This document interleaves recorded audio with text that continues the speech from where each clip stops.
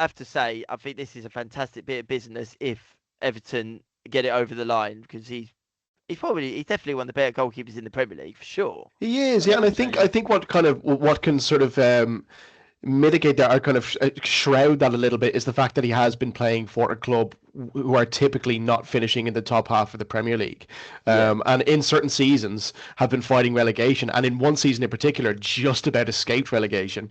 I think when Frank Lampard was in charge. So maybe that could be the reason why he doesn't get the plaudits that he deserves. Although when he plays for England, he certainly does get the respect that because he typically puts in good performances in an England shirt.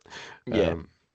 No, I agree. I think that we're looking at a goalkeeper here. Would it be fair to say that could be maybe not the best, but one of the best goalkeepers England have had in the Premier League era? Like, I wouldn't say the best because you've got like David Seaman. And Seaman, yeah. I mean, Joe Hart had a good career at City, won a Premier League title. Or two, did he win? I think he won 2 Premier League titles. One with Mancini, one with Pellegrini, actually. Yes, and then Pep came in and he gave him the boot. So you got a decent career. I think he went to Celtic after that. But yeah, a decent Premier League career for Joe Hart, I think. But for England, I think he was ever. I think the main criticism against Joe Hart, certainly in an England shirt, was that he got too riled up and he kind of. For these games, that famous clip of him screaming at the ball boy, he's just kind of he was always too pent up, too energetic, and the kind of way, and it kind of showed on his performances. And I think, not to go on too much of a tangent for Joe Hart, but when I think of Joe Hart, I think of that Pirlo Panenka penalty in the 2012 Euros. It just made him look like very silly. It's funny you mentioned that, actually, because I remember that penalty shoot. I don't know how well you guys remember it, but I remember when it got to the shootout and he was making faces at the players.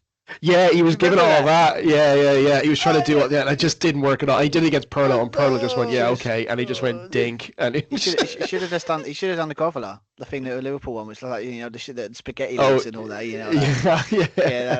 That would have. Was it Reina? No, was it Dudek in goal for Liverpool in the? Yeah. It's like it's like it worked though. But yeah, I mean. I'm surprised with I would say probably for a long time that goalkeeper position of England was just like all over the place.